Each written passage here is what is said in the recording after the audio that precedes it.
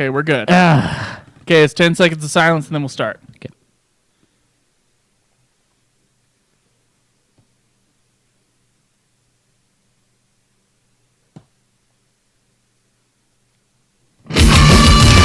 From Provo, Utah, this is the Ultimate Final Fantasy Podcast with your hosts, Joseph DeGolier and Caleb Schweiss. This is Ultima Final Fantasy.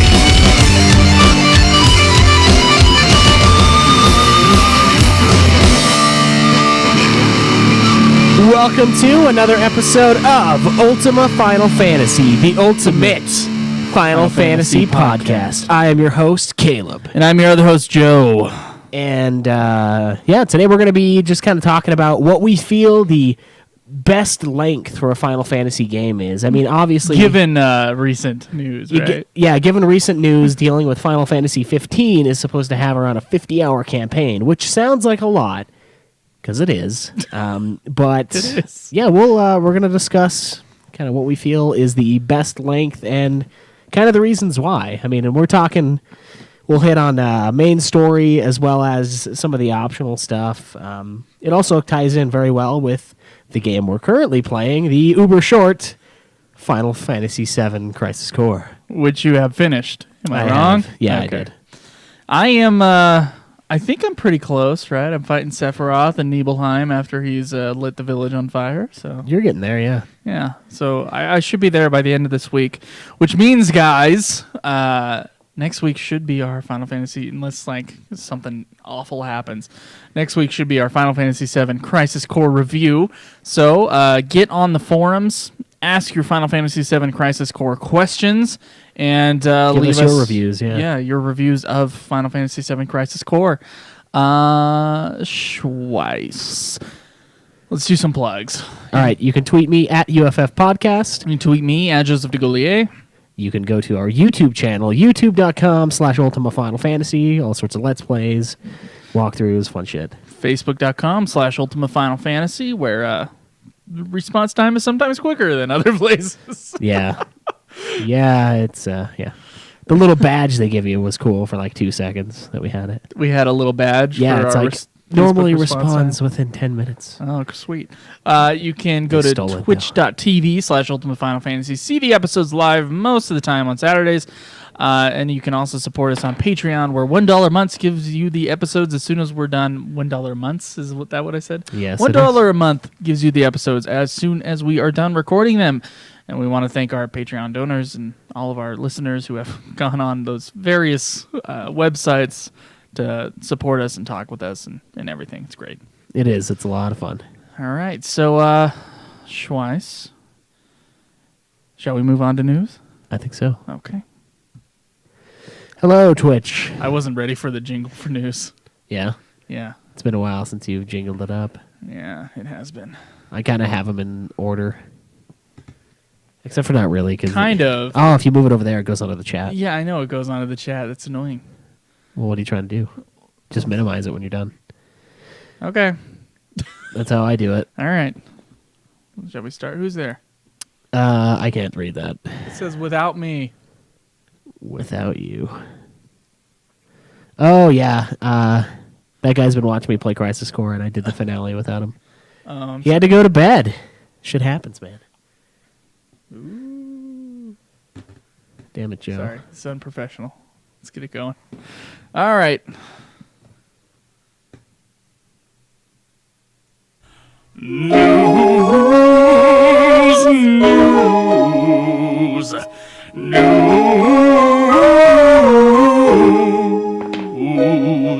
Okay, so first up in news, this was given to us by both Bill Mardigan and Shinru on the forums. Bill Mardigan says, hey, Caleb and Joe, not sure if you guys saw this. I thought it was worth a chuckle. He gets so defensive over the laugh. P.S. I always pronounce it Titus, not Titus. I will always pronounce it Titus, not Titus. What he was referring to, and he forgot to put a link on the video for it. What he was referring to is James Arnold Taylor, the voice of Titus, or Titus, as we will always call him as well. The voice of Titus put up a video I guess he started sort of a YouTube vlog, so you can check it out. It's called the Jat vlog.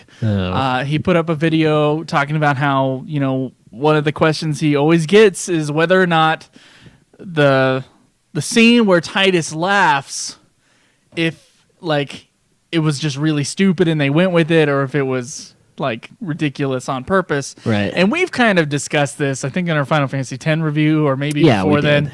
We've discussed whether or not that scene was like ridiculous on purpose or not. Like whether or not it was just like the regular, really badly translated Japanese into English, and it's like, well, you guys gotta laugh. You're gonna have to laugh on this track. Yeah, and I mean, we came to the conclusion that it was kind of both. Obviously, there's some bad translation that doesn't carry over quite the same, but it's meant to be an awkward scene. So let's see what James Arnold Taylor says about it here. It was supposed to be an awkward, goofy, dumb laugh.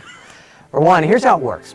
So when we did the game was it was like a phone book. The script was like this, and it took us 3.5 months to record this fantastic journey so many years ago, which I never even could have imagined would still be talked about daily, and emails that I get pretty much daily from people all over the world thanking me for my work as Keys in Final Fantasy X. And to you all, I say thank you for loving this game, because I was just a very lucky person that got to take the journey with all of you and be a part of it. But the laugh was on purpose, okay? It was written that way. It's supposed to be like that. He's being a bit of a goof there. They laugh at the end of it. He laughs a little before it. This is silly, right? He knows how to laugh, okay? It's freaky when he does the voice. Yeah, it is. It doesn't match his face. He goes into it a little bit more, and so I won't steal like his views on his video by doing that. But yeah, you can look up James Arnold Taylor's YouTube channel and check that out. It's not surprising. It was surprising that he did have a video for it, though. Yeah. Because I remember, I think one of us follows him on Twitter, and I remember seeing the feed that he was creating a vlog. Yeah. For voice actors, and I had no idea this would be like one of his things. Yeah, one of his videos. So I'm glad that he put it up. It's like he's twice as awesome now. Yeah, he's pretty cool. It's not very often that we get voice actors in the United States that have quite the following that he does. He's got a lot of people that. Yeah. I mean, obviously there's him, and then there's the voice of Snake. Yeah, David Hayter. Yeah, Kiefer Sutherland. Yeah, not that Kiefer Sutherland isn't a big name, but yeah. No, yeah, bigger actually by far. Yeah, there's him, and then Joe DiMaggio. I mean, there's a few, but honestly, there's only a couple like those guys that I can really name off the top of my head. That's about it. Ali Hillis, because of Final Fantasy 13. Yeah, that's true, but yeah, it's cool. I remember, I think it was Limit Break Radio's, I'm going to give him another plug here, Limit Break Radio's spin-off show, Final Encounter Cast, where they interviewed David Hayter, and I remember he was talking to us before we interviewed Aniro. He was talking about how he had just gotten like a message back from David Hayter about doing an interview. Right. So that was kind of cool. And I don't know, it is kind of surprising. I mean, they're pushing more towards like having named voice actors. Yeah. Or they usually like they'll put a star in it, like Ellen Page or something like that. Yeah, they'll put someone that's already famous in the game. But now I have seen more of featuring blah blah blah as the voice of so and so. Exactly. Like, what is that guy's name? The guy who plays Tyrion. Yeah, I know who you're talking about. Like in sorry, I just like spaced out on his I name did too. as well. When we're talking like Bungie, that was something that was known. Everyone knew he was going to voice. He was going to voice the little robot dude. Yeah. And it was kind of a big deal. But yeah, you're right. A lot of times they will have voice actors be just regular, movie stars or whatever. Just regular movie stars. Just regular old everyday movie stars. Yeah. Well, I would like to see in the future if they do just ever have a voice actor star and if they put him over the game cover. I wonder if we'll ever see that. Yeah, I don't know. That'd be cool. Peter Dinklage is his name. Yeah, Peter Dinklage. One that's not a movie star beforehand. That would be cool, yeah. That'd be really cool. I don't know. Of course, that means that they would have to get paid more. Yeah. Which was all part of the whole conversation with the Final Encounter cast. All right, so Final Fantasy XIV, they've released some more information. They still have their development diaries coming out. A new one came out for the visual design process for Heaven's Word. So if you guys want to learn more about the makings of Heaven's Word, you can go check that out. It's on Silicon Era. Yeah, and as it's on YouTube, really. Final Fantasy 14, I guess in a letter from the producer, they are going to make Fat Cat and Goo plushies available the Gaboo for pre-order, and they... you remember those guys, the Gaboo? Yeah, they're the ones... They're like the turd-looking things with the plants on their top of their heads, yeah. And then the other one's like a cat. No. You're not going to get a Gaboo or cat I plushie? kind of still want to get what a if you were as Cactar attractive plushie. looking as that? I would buy one for you. I'm and have sorry, you what just- is... one of the pictures on that they have is like some nicely fit woman holding this cat plushie. And if Joe looked like that with it, I'd buy him one. Okay, I'm sure you would. Her, No, her head is chopped off. It's true. In this picture. I mean, who knows? But I want something with a cactar on it too. I've always wanted one. And one of our listeners, I think it was Anthony Catton from UK, the guy who we finally got a mug sent to. Woohoo! That was a pain in the butt. By the way. Yeah, it was nuts. But we finally got one, and he's got like a little cactar plushie. He like put it up on his Final Fantasy shelf, and he's got a little cactar peeking out the top. So I was like, oh man, I wish I had a little cactar, dude. They've got to be available somewhere. They do. I bet they are. I saw someone in line at Walmart with a cactar shirt one time. It was just like the little cactar guy and like the yellow and white sunlight coming off of him on a green shirt. It was sweet. Huh. I was like, fuck, man, where'd you get that? So Phantasy Star Online 2 is, I guess they're having like a Thanksgiving event with Final Fantasy 14's Odin, and it's going to be a boss in Phantasy Star 2. So if you're a Phantasy Star 2 fan, go for it. I've never played a second of that game. Yeah, neither have I. So it looks like for the first time ever in Final Fantasy history, Final Fantasy 15 is going to be localized in Latin American Spanish and Brazilian Portuguese. Ooh. So, yeah. What I think Tabata has a quote here. He said something about, visiting Latin America and seeing the fans there, which... That's weird, yeah. Where did you see the fans? At a little convention that you set up? He said Mexico. Okay. Let's see the rest of the quote here. We think the story is one of the most important elements of Final Fantasy games and would like players in Latin America and Brazil to be able to enjoy the story in their own language. Right now, we are working on the localization of these two languages along with our localization partners and are taking care to ensure that this version of Final Fantasy 15 is the best possible version of the game, even better than the Japanese one. Yeah. No, that's not what We it want says. the Brazilian one to be just 5 stars. So please look forward to the launch. And hopefully we have more information on what exact day the launch is. Well, soon we're supposed to. Yeah. So there's a technology or software company called Umbra, I guess, and they released a statement having to deal with Final Fantasy 15. It says, Umbra announced today that Square Enix has licensed Umbra's technology to boost graphics performance in Final Fantasy 15.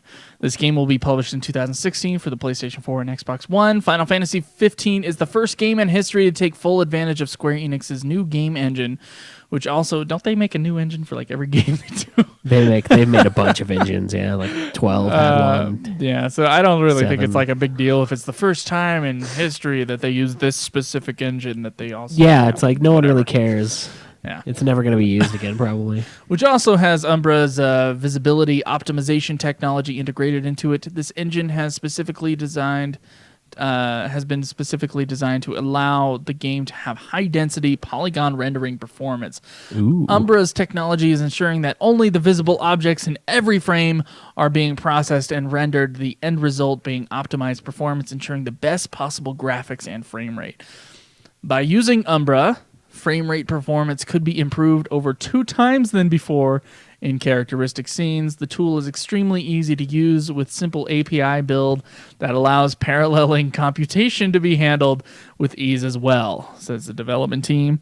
Umbra creates an optimized database from your 3D data, whether it is a small game level or a huge architectural model. Umbra processes your data automatically, which means you can give Umbra your geometry as is without modifying in any way or doing any extra work. Umbra's optimization database can then be used in an application to perform queries. The queries answer questions like what can be seen here or what needs to be rendered next. Huh. So some new... That was really intriguing. I thought it was. Here, there's a Richard Garriott video, and he made the Ultima games. Yeah. There he had, like... with video games, I think with texture maps, like you have like one texture map, or they used to have it this way. You had like one texture map, and it would like pick where in the map it was taking it and putting it into the game. Right. And so from what I'm seeing here is that they just make the models for the game, and then this Umbra technology, I guess, it sorts it out so that it can be quickly pulled from different files. Oh, okay. Is what I'm assuming that it's saying. So it's a lot easier to get the game. So you just like, it's almost like it's just faster. Yeah, like just texting. It's like defragging your hard drive. Yeah, I can see that. You just do like href and then pull the file from here. Sort of. But it's supposed to do everything automatically, so that's pretty cool. And what this is part of kind of a big announcement with Final Fantasy 15, which I'm sure we'll have more information somewhere down in this week.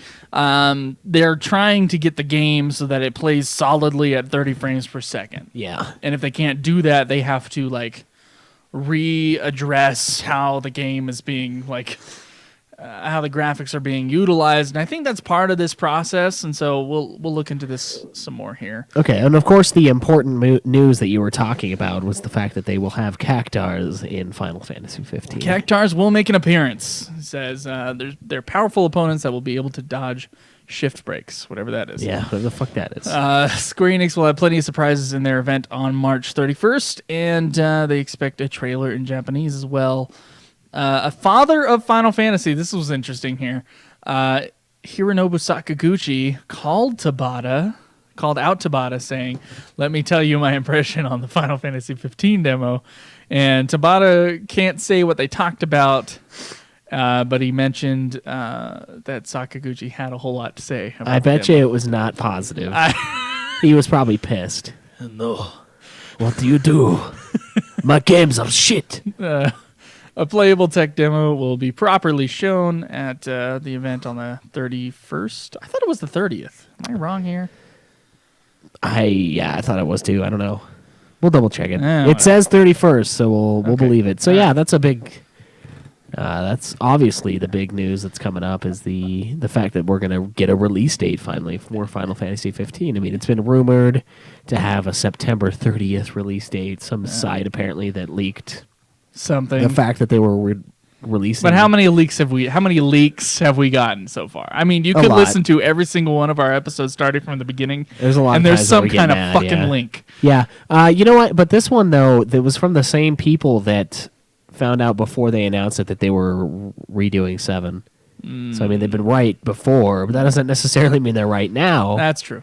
Okay. But yeah. So this is cryptic here, and this is from Silicon Era, and they're pulling it from something else. It says, as for the airship, it has been decided from long ago on how they would introduce it into the game. It's something that they would have to say, this is the kind of airship that should be in 15.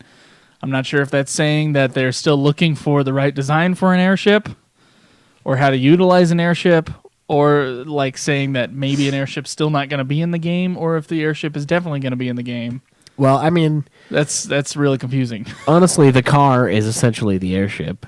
The airship is iconic, but it's useful more than anything. It's a way to get from one area to another. Well, you know how big Final Fantasy 15 is going to be? It's pretty big, yeah.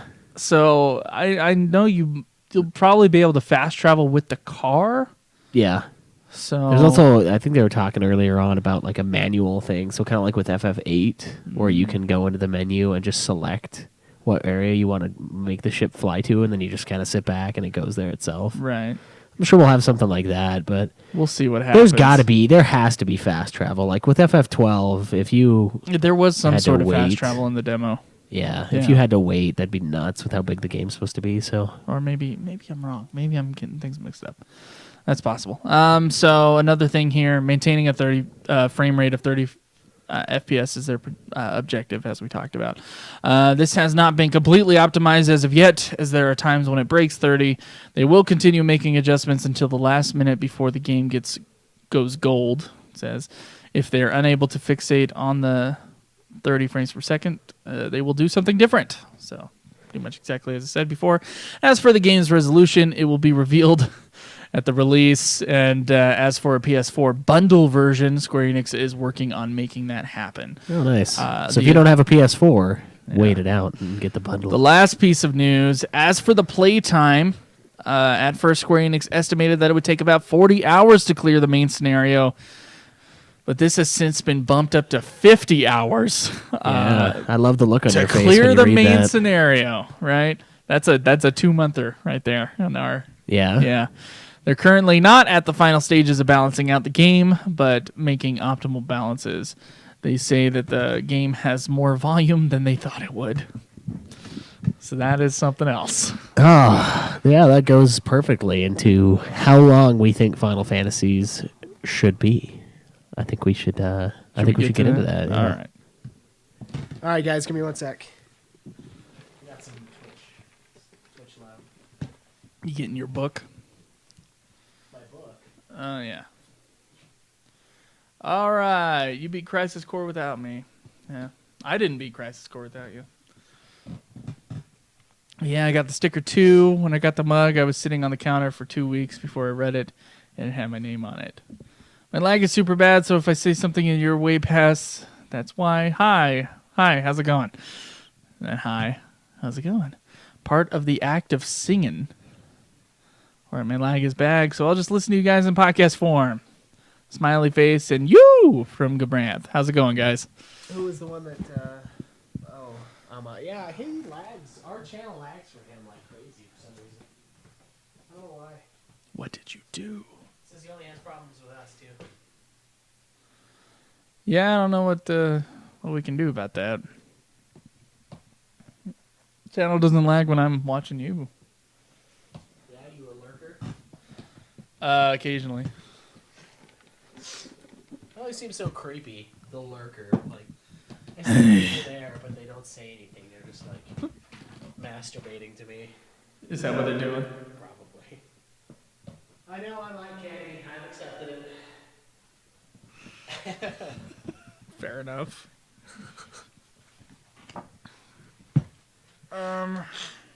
Did I stick that in here? Yeah, I did.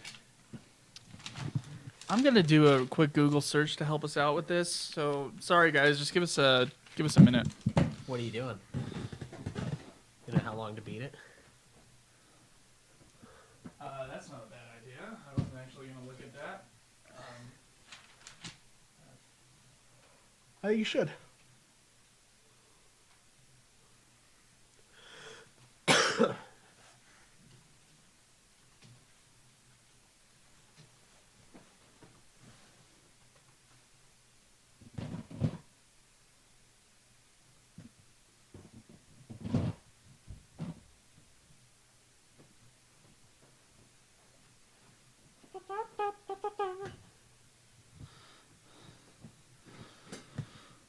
In my bitter hands.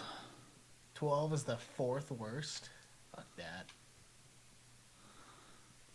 Gabranth, need me a mug. Lol, gonna have to hit you guys up with a PayPal. Did we not give Gabranth a mug? No. No? Did we just give him a sticker? Yeah, we sent him a sticker. Oh. We should. Gabranth, we'll send you a mug. You don't have to do any PayPal thing. Yeah, you're good, dude. You've been supporting us for a while. It's fine. Yeah. We'll make a note of it. Yeah. If we forget, remind us. Remind us later. Oh, this isn't the... remember they had the voting? It was a while ago. Fucking Kotaku. Stupid fucks. Yeah, that looks right.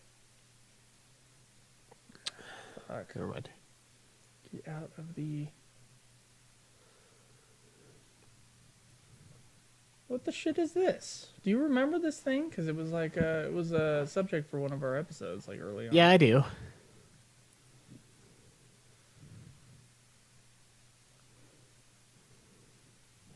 That seems it. Maybe. Kotaku? No.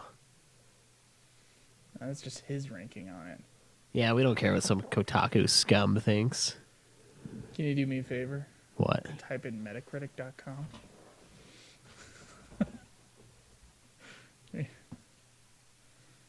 Metacritic. Okay, that's good. And type in Final Fantasy.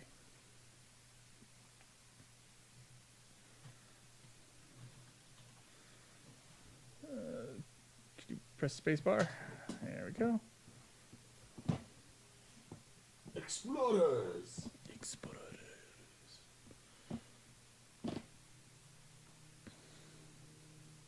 Score. Okay.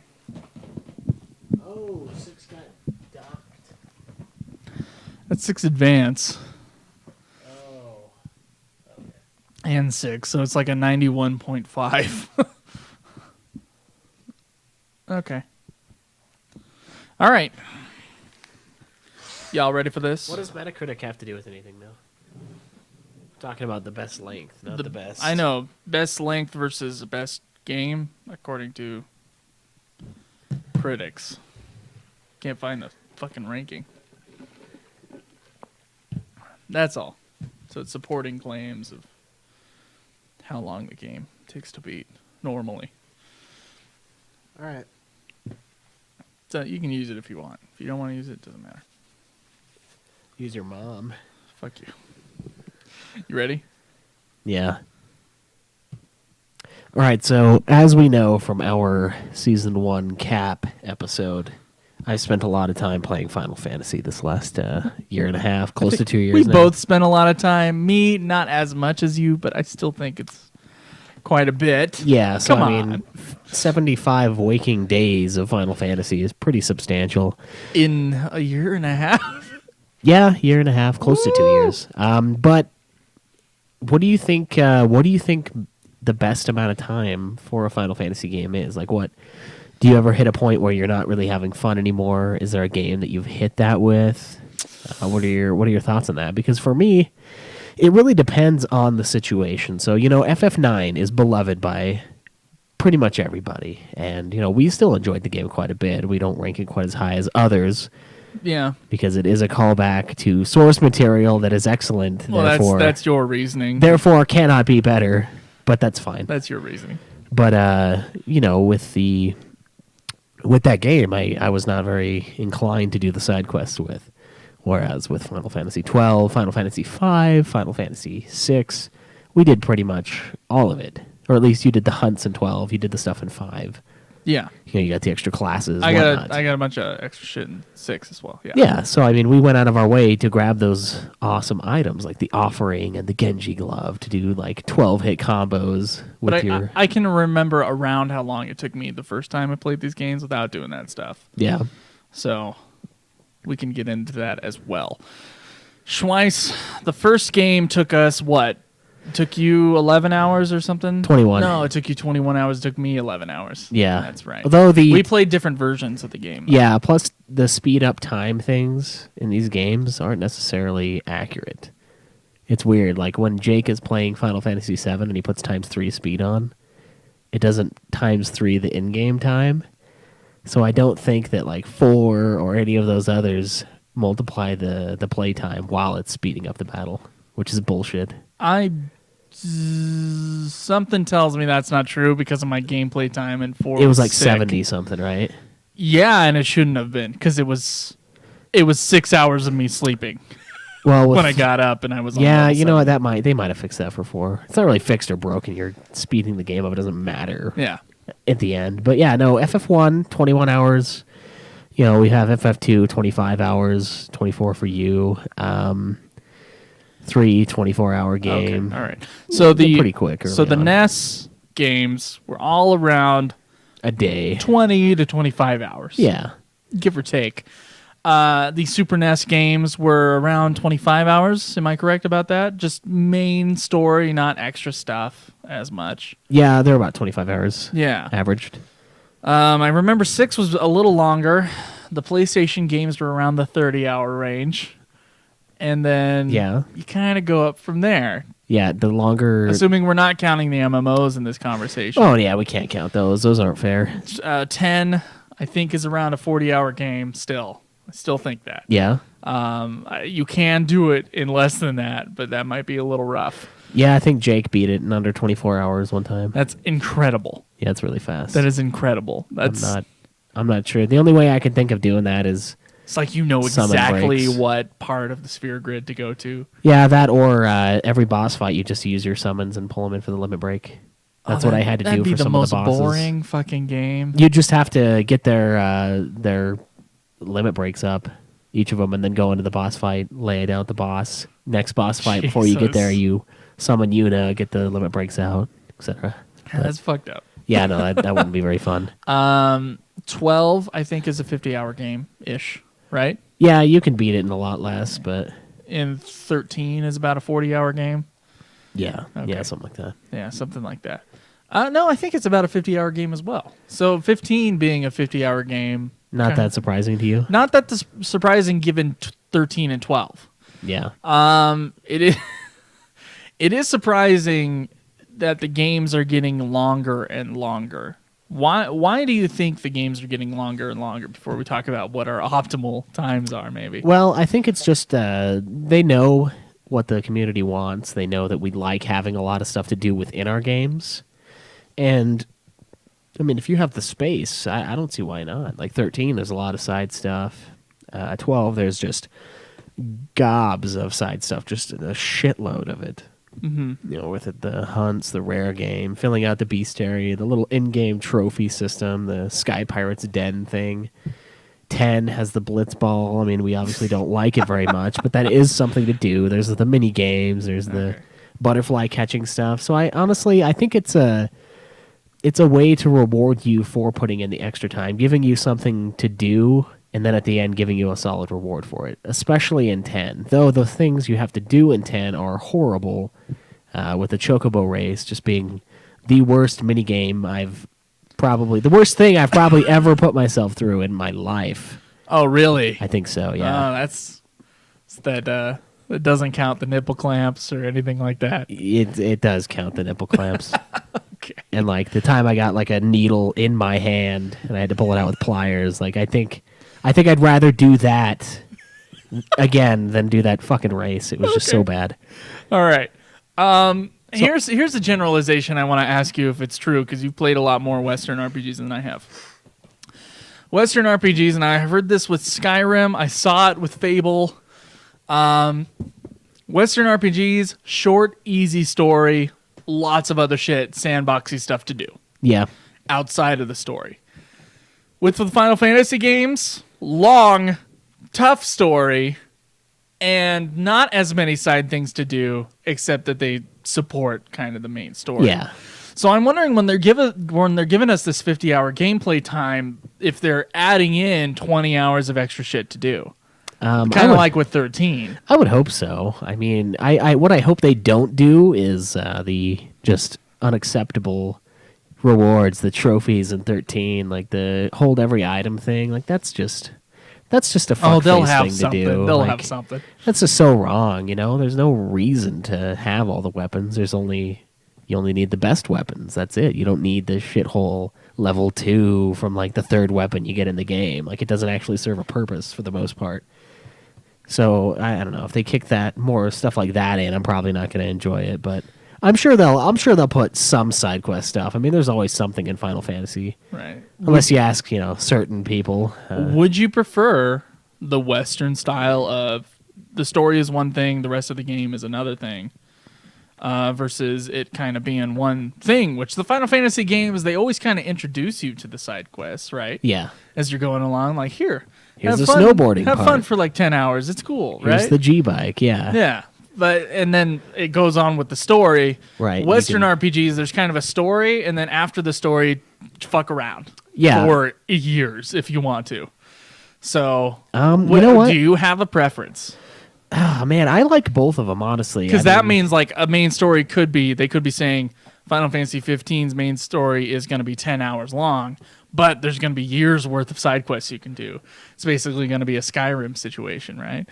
Yeah, I don't think I'd be that happy with that. I kind of like Final Fantasy the way it is. I mean, I do enjoy the Skyrims and Oblivions where, the main campaign is not difficult. And in a lot of those, it only scales in difficulty based on your level. Right. So, like, I could beat the game and just level up by doing just the main story quests, 8 hours, 10 hours. But if I want to finish Oblivion, we're talking like 120 plus hours. Like, it's a lot of stuff, and it's really fun. I really enjoy the side quests.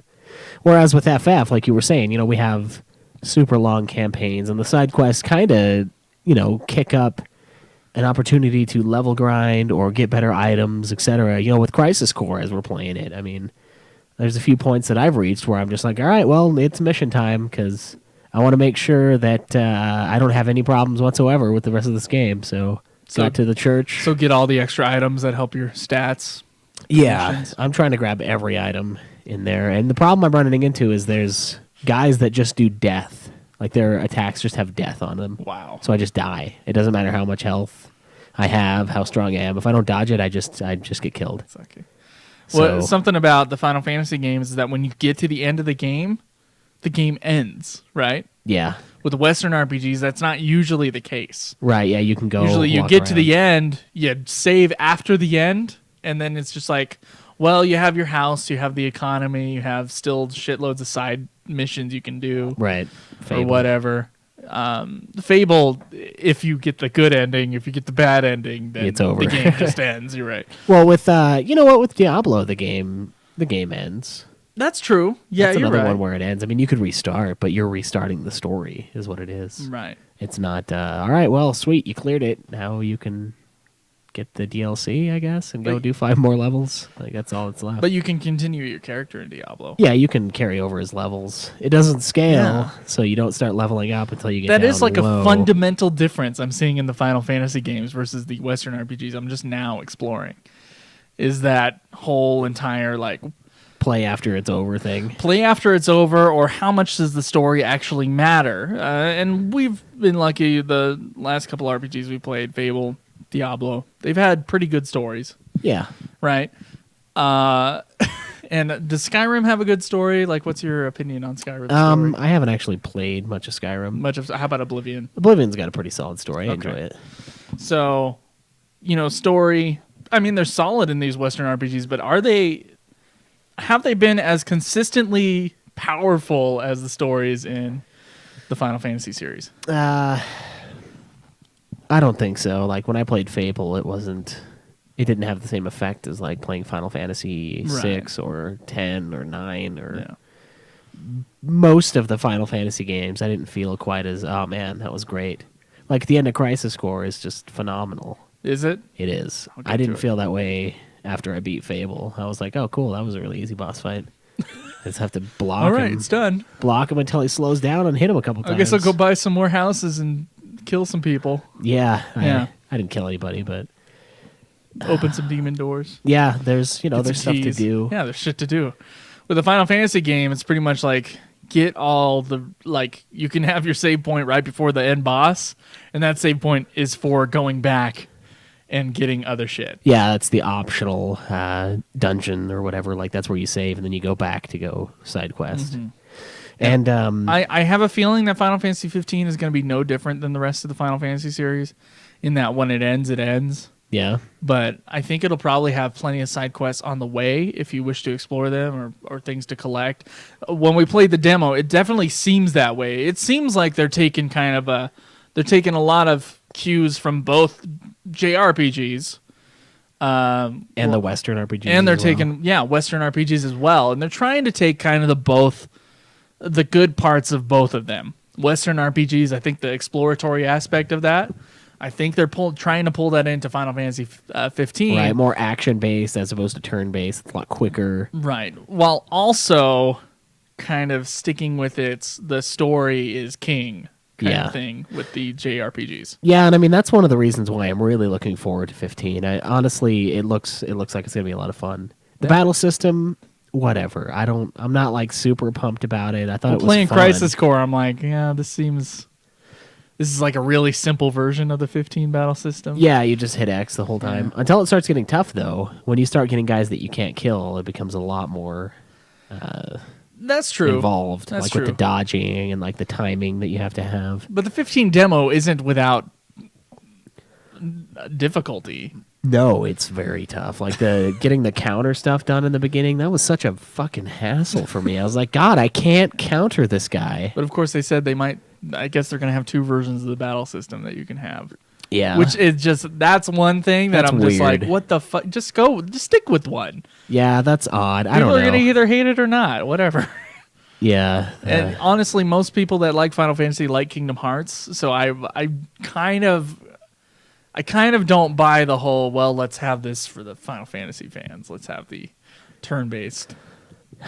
yeah. stuff for them. I don't know. I I'm like not sure if I buy that. I like the idea of an action RPG. It's refreshing. You know, like 14 was a lot more. To me, it was a lot more actionable. It was like something I could. You know, it's more involved as opposed to 13 or 10. I mean, the battle systems are great in those games, but it feels less involved. There's not as much moving around. There's not as much real time to it. And I honestly think they should just stick with what we played in the demo. I don't see what's wrong with that. I'm not sure if I'm going to mess around with the turn-based mode or whatever the fuck they end up doing. You know, something that concerns me about that 50-hour time is that it might have like a Final Fantasy 13 effect where it's cutscene after cutscene after cutscene. And I'm not seeing that with the demo, but then again, it is just a demo. And so who knows? But then the 13 demo had a lot of cutscenes in it, so whatever. If it's like a cutscene after cutscene after cutscene thing for 50 hours, that's going to be way too much. Yeah. But if it's like, I don't know, like a happy medium between Final Fantasy X and Final Fantasy 12, where like there's plenty of story, but there's also plenty of gameplay in between, or at least enough gameplay that it's interesting and not dull. Yeah, and I'm pretty pumped for the hunt system that we're looking at in 15. You come up to the behemoth sign and it's like reward 50,000 gil or whatever, and you go out and kill it. Like wanted posters pinned up to walls in the Final Fantasy universe is like amazing. You're excited for that. Yeah, I'm pumped for that. Okay.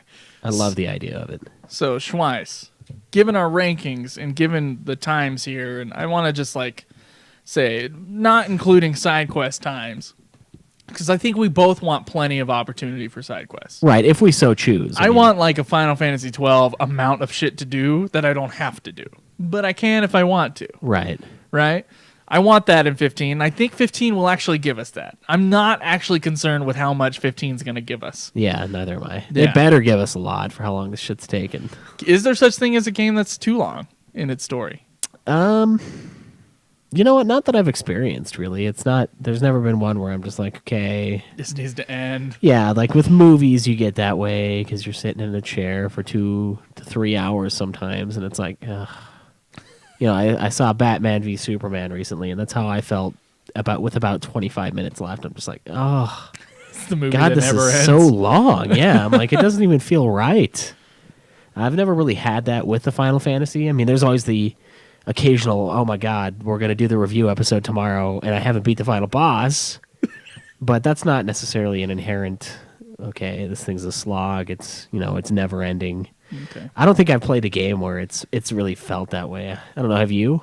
Have you experienced anything that's, at least within this series, obviously? The first time I played 12, I felt that way. Yeah. 13, the second time I played 13, it felt that way. But it once again, we talked about 13's flaws, and I think the biggest flaw with 13's storytelling, besides it being kind of confusing, is that all the cutscenes just right at the beginning of the game. Yeah, there's a lot of stuff that you don't really understand that they're throwing out at you, all these terms and all this that's lore. secondary to just the amount of cutscenes versus gameplay in the first 12 chapters. Yeah. And then it's just like open.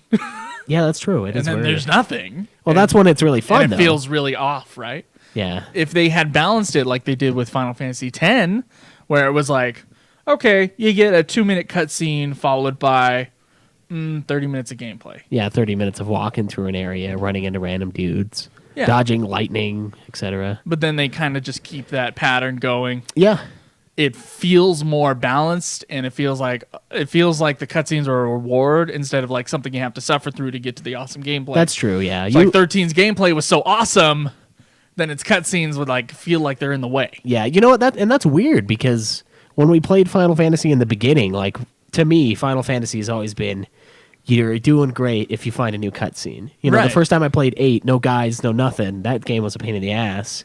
And whenever I got a new cutscene, I was always like, yes, I'm getting somewhere. your reward, exactly. HD, baby. But then you're right. With 13, I was just like, oh, God.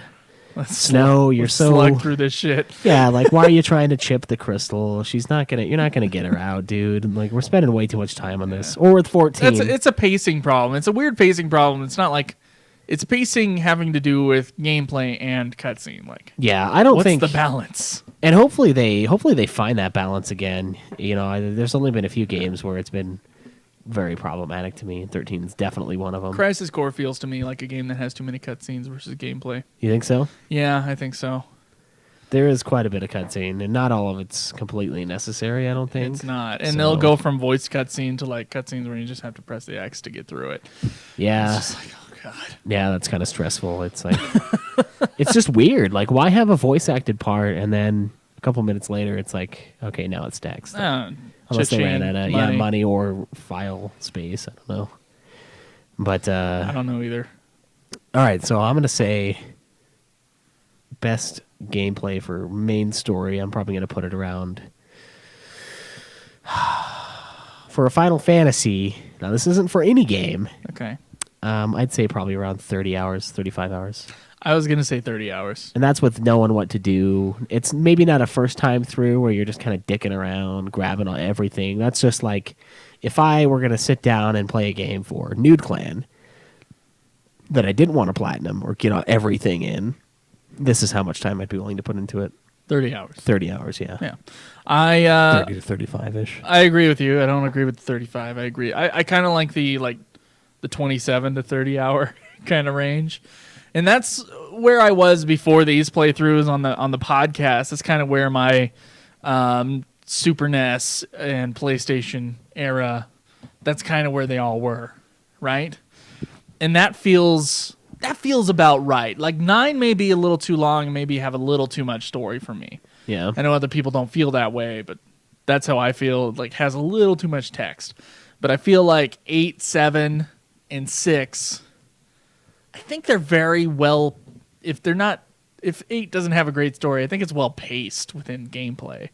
Assuming you're playing it not like how we played it. Assuming you're playing it like a regular Final Fantasy, in which case 8 would be an extremely tough game, but that's about how long I think it would take if you're just doing main story, which is basically how I like to play the games. Yeah. You know, besides, some side questy stuff in 12. I think 12 might be too long, and I think 10... Actually, I think 10's about right for what 10 is, but 10 maybe has a few too many cutscenes. Yeah, you think so? Maybe, is what I'm saying there. I think 10 works for me. So, it depends on how well the story's working. You certainly wouldn't want a lot of story and a lot of time devoted to the main story if the story is something you're not into. Yeah, like with 13, for example. So let's say you hate the story of Final Fantasy 15. You're slogging through 50 hours of it. Yeah, that's going to be problematic. Yeah. So, I mean, as long as they stick to their guns and make a great story, I think if it's 50 hours to beat the main story, it's 50 hours to beat the main story. I think that is a long time, obviously. That's a big chunk of fucking change as far as, the hours are concerned. But as long as it's good and as long as it doesn't, start repeating itself or do any, Wheel of Time bullshit, I think we should be okay. You have 32 hours on Final Fantasy 9? Yeah. I think I had something around there. Yeah, that one's one we got real close to. Final Fantasy 9 is the highest rated on Metacritic. So yeah, it is. Could you say that because Final Fantasy 9 is the highest critically praised Final Fantasy and the gameplay time's at 32 hours for both of us? I remember one of my gameplay times being like 33 or something like that. It was just above 30 hours for Final Fantasy 9. Can we say that the optimal time, according to critics, is 30 hours? Yeah, I think that's a fair assessment. That's a fair assessment via Metacritic. Final Fantasy X being another maybe 10 hours on top of that. But, it does depend on the story itself. You're right. I mean, if FF1 had a 30-hour, 40-hour, 50-hour gameplay time, there's no way. FF1 is the opposite, where it's too much gameplay to story. Yeah, it's troublesome. in that way. There may be 10 minutes of quote unquote cutscenes in one Yeah. versus gameplay, right? Yeah, that's not very much at all. No, So it's it not. does have the opposite problem. But I it's mean- not it's not the same as Western though. Like with Western you can get away with it. Fable, it doesn't seem like the same way as FF1, even though really there's not much gameplay or story wise within Fable. But it works. So it does depend on the game itself. It depends on the universe. You don't want to just keep beating a dead horse kind of a thing. But What Western RPG aspects would you like in 15 that they don't already seem to have?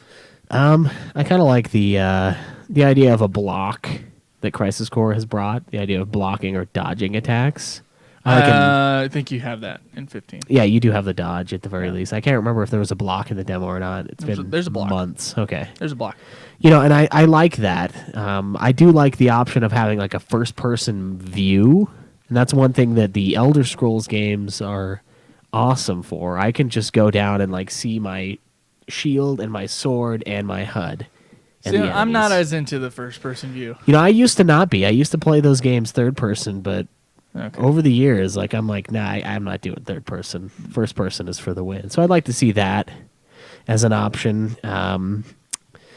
I kind of want to see another leveling system that's kind of similar to those, where you just kind of choose where your points go. Yeah, I don't think that's happening. I don't think it's happening either, but I think it's going to be. Well, I don't know. It happens in. No, it doesn't happen It's- at all. It's not going to happen. I'm pretty sure. It's probably just going to be a regular leveling progressive. I would like to buy a fucking house. All right? Yeah. Final Fantasy You 15 want realty? or a Fable, Elder Scrolls, you can buy a house and you can have a wife. Yeah. And I think the wife thing may be like out of.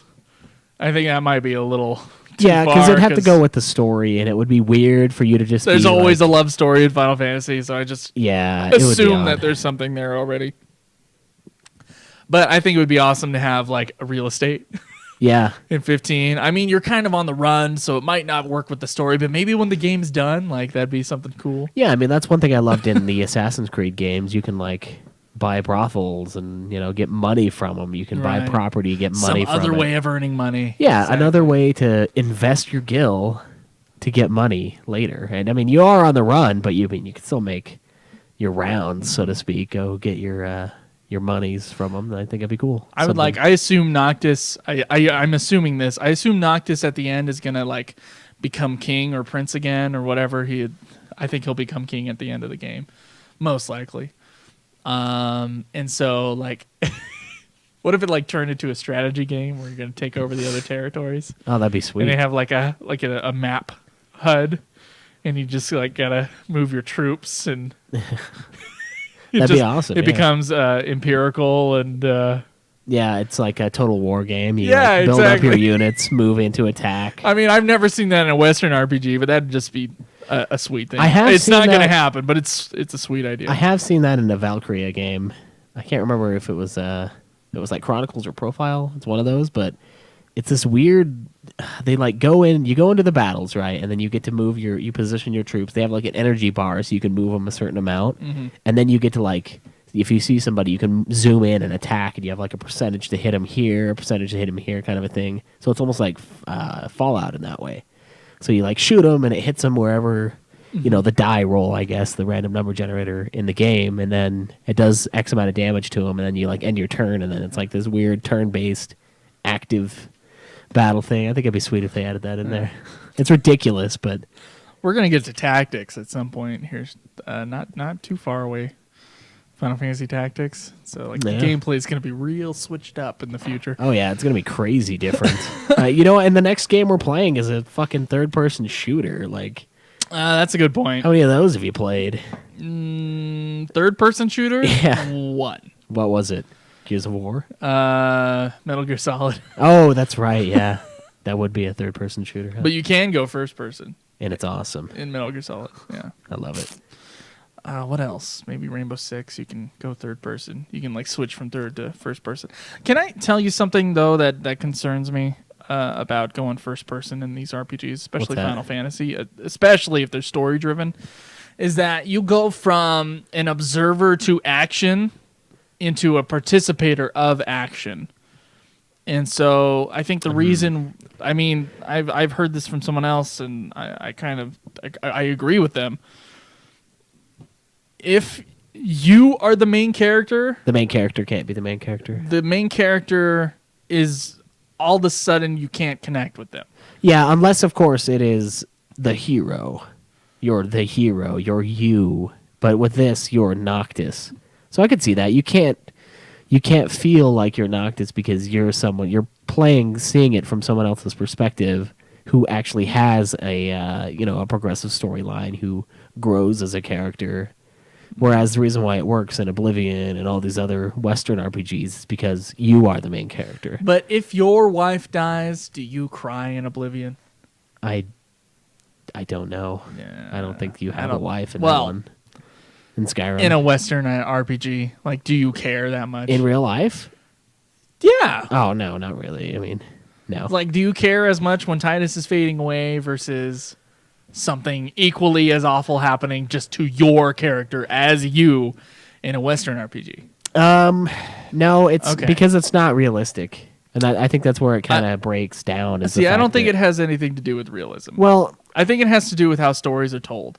Stories are usually told as like a character. You can actually, I think, you can project more on someone who has less. a character, someone who wants something, someone who needs something, and is going for whatever they're going for, and has, of course, things pushed against them. That's a story. You will care more for that character than you care for yourself. You get what I'm saying? Yeah, I When do. you're doing storytelling, I mean, so but- I don't think a game where you are playing yourself will ever be as powerful as a game where you are playing someone else and watching actions happen around you. Yeah, I that's- mean, it seems counterintuitive, but I think that's the way it is. That's fair. I mean, what do you make of the fact that people love FF8 so much for the love story between those two? They can project themselves onto the near blank slates that are Squall and Renoa, That's especially Squall. possible, but they do have some. So you think there at characters. least needs to be some. There need to be. There's got to be connected- something. They need to be connected to the universe to some extent, so that You you can't can be seeing it through the eyes of Squall. I don't think you'll care as much. Well, I mean, he doesn't care, so you're right. Right. Not until the very end. I could see that. I could I see don't know. where- It's just I kind of see. a story philosophy sort of view on it. All right, so you don't want the first person because you think that would destroy part of that. Yeah, I do. I don't know if it would alter the way the story is told, though, so I don't think it would. Okay. I mean, you're not going to... If it made it to where you would see the cutscenes in first person, that'd be a little weird. Well, it's like, do you care what happens in Half-Life 2? Story-wise, not really. Yeah, not really. I The mean, story- sometimes things are cool, but The story's told from stuff around you, though. because your character doesn't have any emotions himself, you're not going to be connected in any way to that thing. Yeah, I mean, you're just trying to keep yourself alive at I that don't know. point. It's the problem with video game storytelling. It is the problem with video game storytelling, is that especially with Western RPGs or any sort of game really, where you are the character, you don't care about the character because you're the character. Yeah, I don't know. I mean, with Far Cry 3, I mean, it's first person, but your guy does have, he does have emotions. He does have a story Do behind you him. feel it with him? Kinda, yeah. Like, it's really interesting because that game, you get kidnapped or something like that, and they're gonna hold you for ransom and you escape. And you start doing all this crazy shit, like you become really close to one of the wild tribes on this island, and like at the end you have the choice to stay with them or to go back to civilization. And honestly, I would have stayed with them if I hadn't needed to slit the throat of my girlfriend to do so. Couldn't go that far, but I mean, that puts it in a place where your guy's becoming more and more attuned to the world around him, and he's becoming good at living there. Is it not just because you care about the people around you less than you care about yourself? I think that's how it is in that game. I don't care about the people around me. I'm not going to kill them, but I don't know. Well, with Final Fantasy, though, you do care about everybody. Like, I care about Titus, despite him being a whiny piece of shit. Yeah, and he was way more annoying the first time we played 10, I think, than this last time. Yeah. And you know what? He reaches a point in the game But where... you care about Titus. Yeah. If it were you, it would be you caring about Yuna or caring about Oron or caring about Kimari. or Lulu or Waka, Yeah. it would be less about you caring about what happens to the actual main character of the game.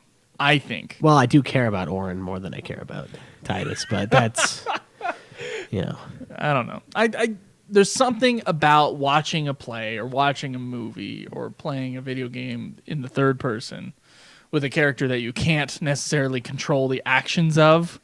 I mean, besides the battle and stuff like that. I think there's something about that where it's storytelling versus make-believe, play or something. all right. I can see that. I don't know. It goes into a realm that's ethereal and about human experience and human storytelling that maybe I don't understand. Yeah, I think it does. It does depend, though. I think it affects how much. I think it can affect how much the story affects you. Yeah. Frankly, You know what? I mean, when you get to the end of Crisis Core, we'll have to talk about that as well and see how. I mean, we all know how it ends, obviously, from playing FF7, but it's even knowing how it ends, it's still like very powerful. And I think a lot of the reason why is because, we were playing as Zack, but we were seeing things unfold to Zack, not to us, to Zack. So I would like to amend, if it's a good story, 50 hours will be fine. Yeah. And as long as it's told well and well paced in between gameplay, it should be perfectly fine. But if it's like too much of one or the other in uneven portions, Yeah. like we've had problems with in the series before, Yeah, we definitely have. but I think then 50 hours could be a problem. But I think 30 seems about right for Final Fantasy. I think 30 is enough time to tell an epic story. Right, and then just extra stuff along the way kind of a thing. Yeah, extra Well, I stuff mean, how along do the you- way that you can repeat later down the road. Well, yeah, how do you feel about the extra stuff along the way, though? Like, I know with Crisis Core, there's been a few points where I've told you, okay, when you get here, do a bunch of missions, because then you kind of grind it out. I mean, is the that... nature of the extra things in Crisis Core do not interest me as much. Yeah, you don't like the tunnels and... Well, it's just missions are just like the same thing over and over again.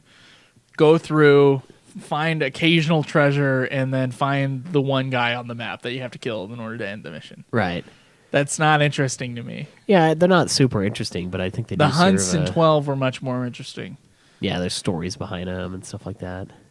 Less about the stories behind them, but the finding of them Oh. is interesting.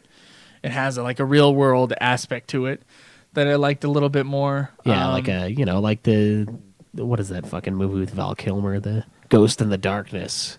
That could be a hunt. The lions that go rogue kind of thing. They're like, hey, can you kill these? Never seen that movie? No, never seen that movie. That's okay.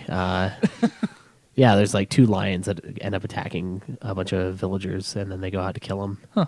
So that would be a real world hunt situation. Like some crazy animal that you got to go kill. Yeah. Whereas with Crisis Core, it's a weird menu system. You jump in, you walk down a hallway. Or, you remember 11's sort of like rare creature stuff where like if you get on the airship at this time, there's a % chance that this thing will show up. Yeah. That stuff was interesting to me. As That long was as horrifying it's when not they like did. a bullshit way of going about getting things, I'm okay with it. All right. So you want to keep your side quests not completely necessary. I mean, I know Right. we've gone off about I think pacing. you can do side quests near the end of the game, that you can bump up your characters like a shitload as long as they're not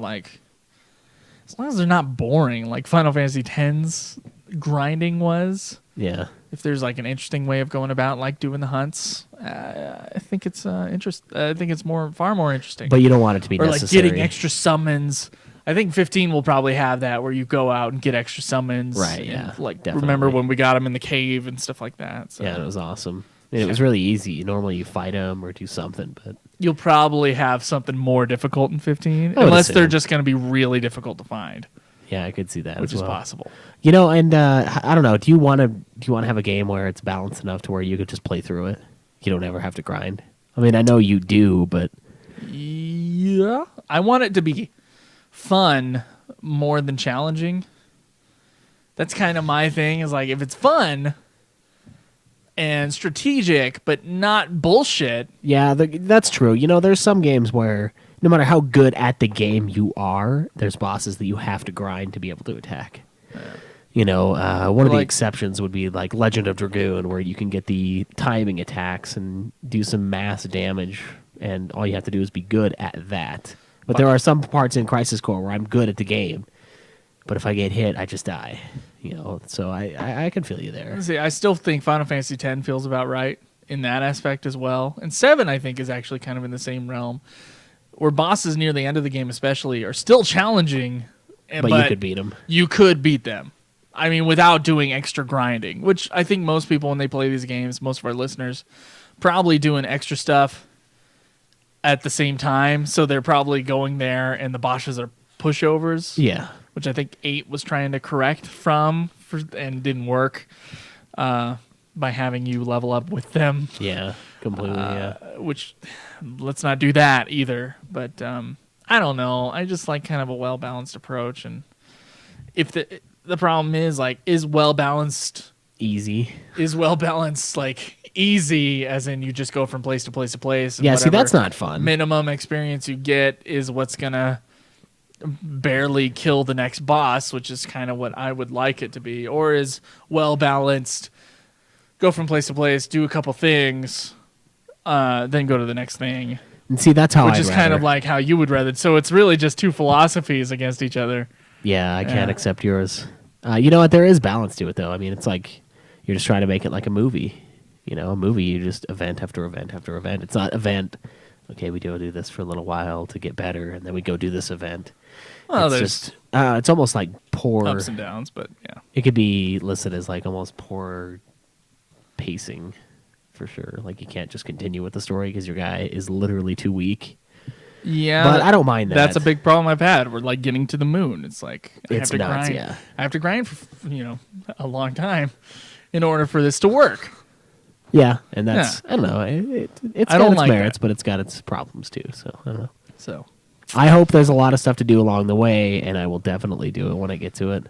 Okay. Just to make the game easier. That's what How much time are we gonna put into 15? Because like, we could put out a review really quick after we get the game done, or we could take our time, do everything in it. Well, or we can have a multi-parter where we pull a damn chocobo on it and we just do part 1, part 2, part 3, part 4 until we're done with the game. Well, we should definitely not do that. Show is no, let's not do that. But you know what? I'm going to do like a 24-hour.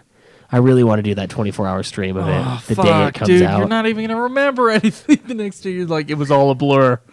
I don't even know what happened. I'll be fine. I think 15 hours of 15 is more interesting than 24 hours. Well, I could do that the next day. We could do a 15 hours of 15 stream. The next day? Yeah, why not? Yeah, after it's 12 hours of sleep you're going to probably need. Probably, yeah. Yeah. Yeah, you know what? So, I don't know. It kind of depends on how gripping the game is. I think we're going to be very interested to play it, though. Okay. And, I mean, shit, before the first week that 13 was out, I got all the way to Grand Pulse, so I was into it. That's a good point.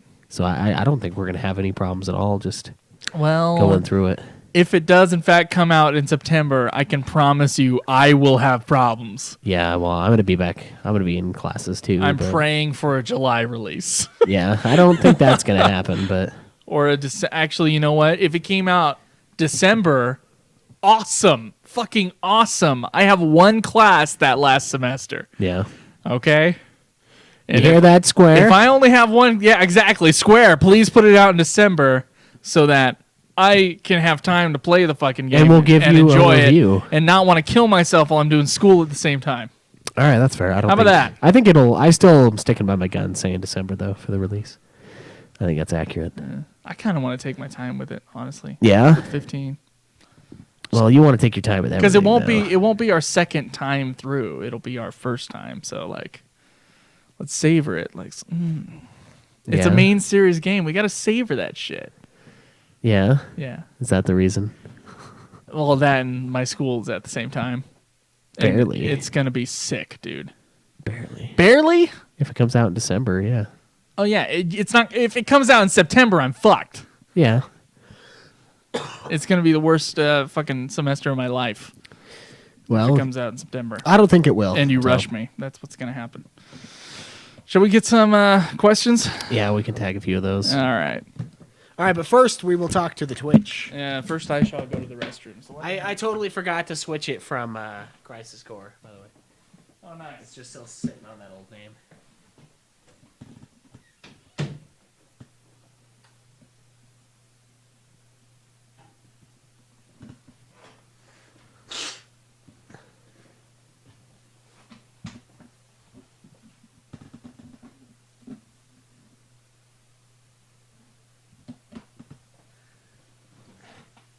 All right.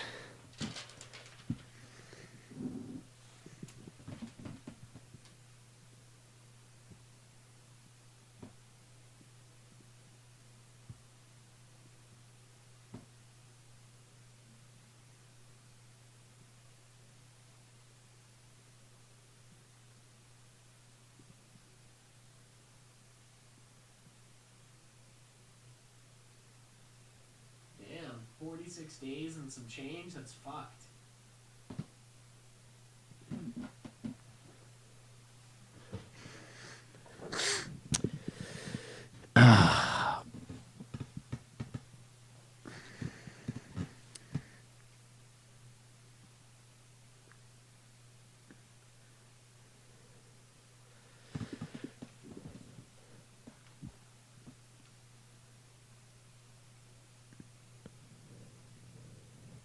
You know what? I think I might have screwed myself out of the 14 login campaign thing.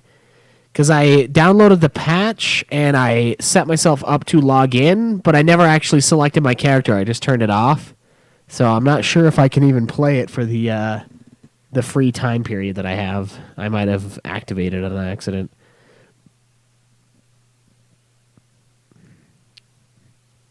Which, of course, sucks because I would like to jump back on and play with you guys for a little bit, but...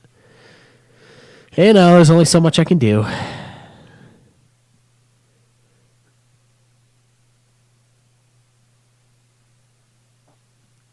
I don't think the campaign's over yet. I think we still have a little bit of time.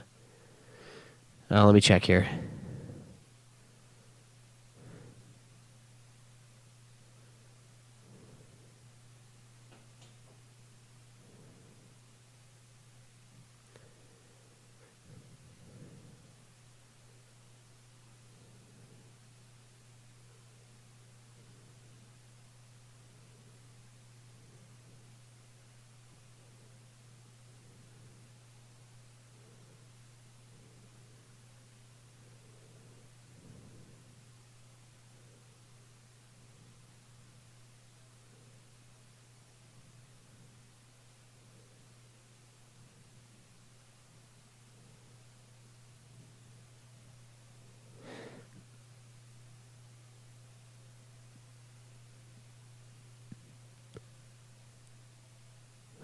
Oh, you know what? I think it is gone.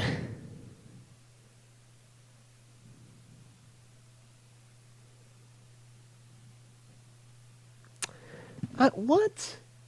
I'm seeing on here that it's March 10th, but that's not right. I was able to jump on before, way after March 10th. It was like last week after we got done with the Destiny review that I threw my info down.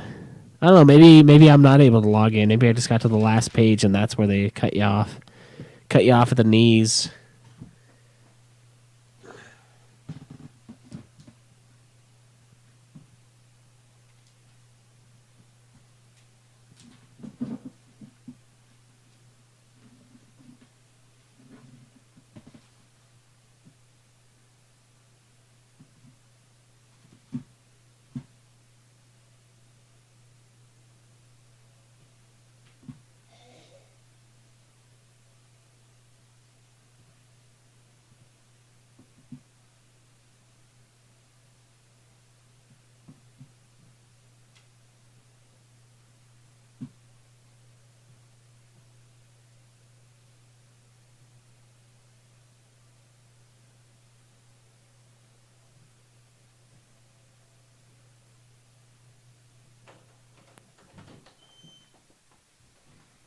Anything cool in the chat?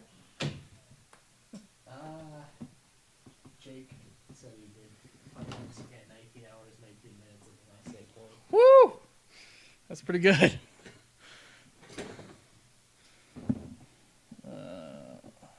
skip, create your own FF game. As we shall. Yes. Once again. That was actually a long discussion. We're at an hour already. So. No, just do a couple. So yeah, just pick a couple shorter questions. Can we do this one? Optimal difficulty. I feel like we've answered that exact same question some other time. A new segment. We did a character battle. We haven't for a long time. That's what I wanted to do today. Character battle and pin-up girl too. It'd be Terra versus Cloud today. That's tough. That's why we've avoided it, because it's like, oh, that takes research. And we didn't just recently play those games, so we'd have to know ahead of time by like a week. So each one of us preps. Yeah, so each one of us preps. We've had this discussion like multiple times. Yeah. Yeah. Best dungeon. Let's do this one. I want to do some dungeon question right now. Okay, you can do that one. Why didn't you just open up a new tab?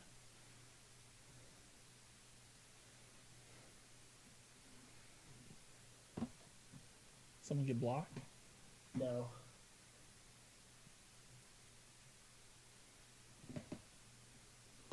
Yeah, Jake, it's your pick.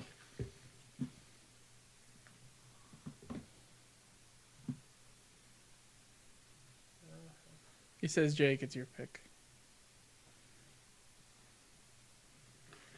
Elemental powers, we did that one, right? Or did we not? Is that one not the summit one? Favorite element? I kind of default to fire every time. Do you have an element that you kind of... No, but we do have a Skype question, too. Oh, yeah. Okay, so we'll do the side question as well. Sorry, guys. Just be patient. Hey guys. That's not the same one. That's a much older one. Hey guys. Hey, guys. Hey, pff, my ear. Guys. My ear. All right, you ready to be deaf? Oh, yeah, I'm so ready. Oh, fuck this. Dude, what the fuck did you... Why? I can reach it. That's why. Don't touch me, you fuck. All right, guys. Now we resume the show. All right, you ready? Yeah, I'm good. Are you? Yep.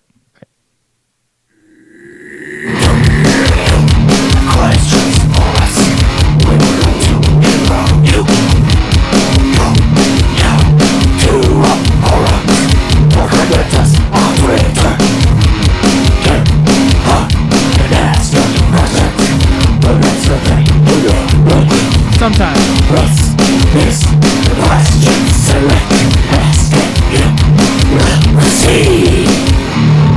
Oh, yeah. So today we're going to start things off a little intimately here. Got a Skype question. I'm prepared to be deafened. Hey guys, I'm Joey from Michigan.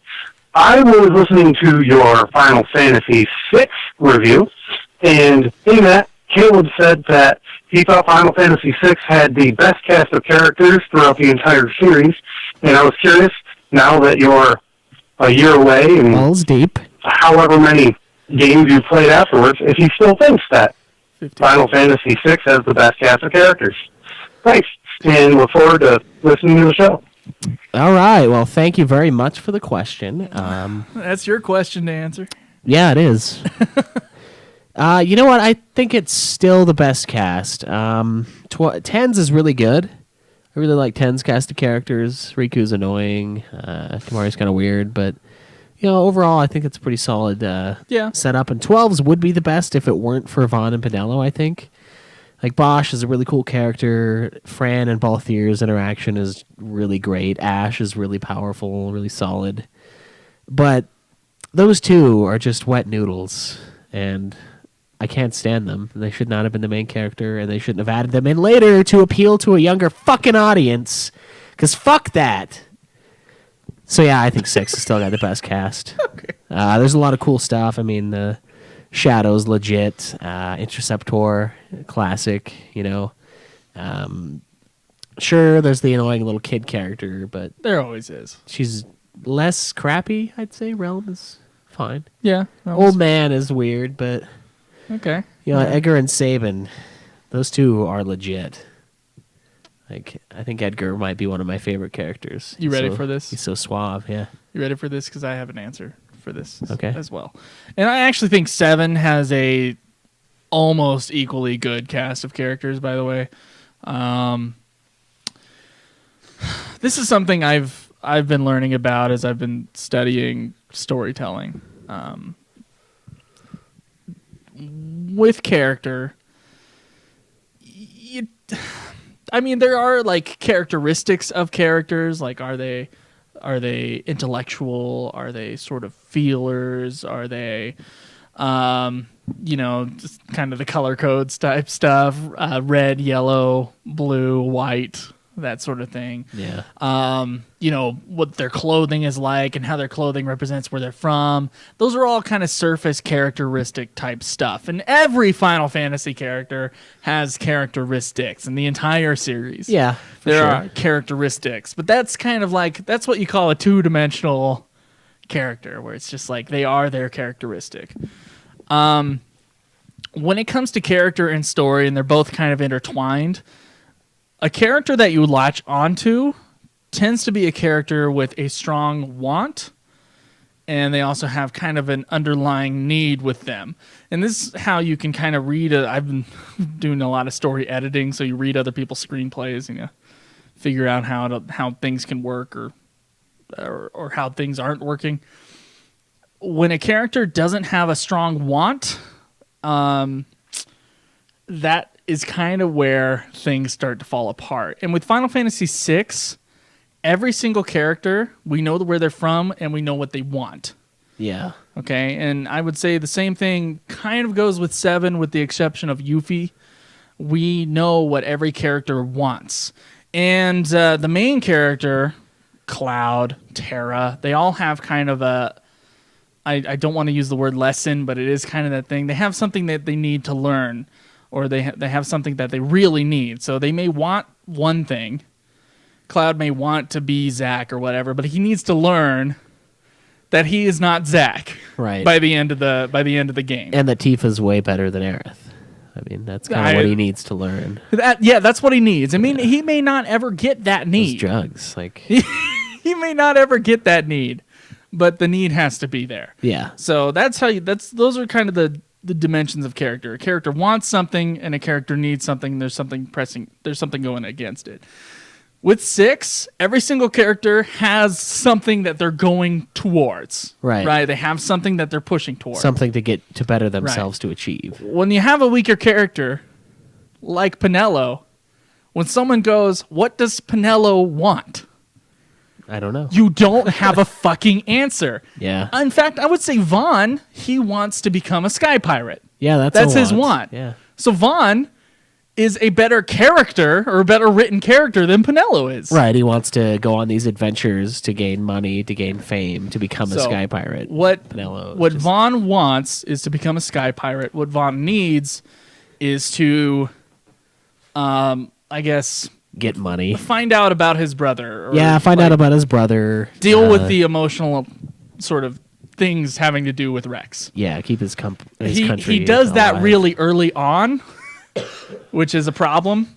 He figures out his need. His need is satiated really early on. Yeah, and that's from true. then on, Vaughn becomes a flat character. If that need were satiated at the end of the game, Vaughn would be a much stronger character. Even if there was little to nothing in the middle. Yeah, if he still felt that Bosch had murdered his brother by the end of the game, then the game would be way stronger for it. Yeah, probably. Okay, so there's the need and there's the surface want. Basically, the want is, I want to become a Jedi I'm gonna join the Rebel forces. I'm gonna blow up the Death Star, or I'm gonna help blow up the Death Star. Right? His need is to grow up. Right? Luke Skywalker. So in most of the cases for these games, most of these hero journeys type stuff, their need is to basically become an adult. Yeah, to become better in some way. But when you don't have that need and you don't have that want, the character is flat. All right, so do you think Sixes is the strongest cast? I think 6. I think it still has weak cast members like Umaro and Mog. Yeah. But just I mean, its cast is so huge, and it has such a good fucking cast. It's kind of hard to argue that. I mean, yeah, Sevens is pretty solid too. But I mean, you do have, I think Yuffie's her want is to better her society. I mean, they're kind of screwed. by the end of the game, though, is that like her thing that she's pushing Not for? really, no, Does she yeah. join this group of No people in order to Nope, she steals your shit for that. complete though. that? But you don't even have to do that. So yeah, it's weird. I guess that doesn't really work as well. So it's something that you learn about in story. Aaron Sorkin has a thing. He's a very famous screenwriter. Wrote The West Wing, first 4 seasons of that, and Social Network, and American President, and a few other really good movies, frankly. And his whole thing is that when he's writing a character wants something, and there's something pushing against that, and that's tension. Basically, every single scene that he writes, and every single like overarching story, that's like the basic thing. And sometimes when the Final Fantasy characters are missing that basic thing, Yeah, that's when they're flat. Yeah, and it's that's a pretty good evaluation to it. I mean, if you do complete your quest, why carry on? Why are you even there? Like, what is the purpose of you joining me? You're done. You're fine with your brother. You've accepted the fact that okay, it wasn't Bosch. But now I guess the idea is that I'll continue on to punish who it really was. Maybe I don't know. Maybe. But that he didn't seem to have that much animosity towards the man who killed his brother, because maybe by then he realized that it wasn't really him that killed him. It was, the political aspect of it, that he was supposed to kill him. He was commanded to do so.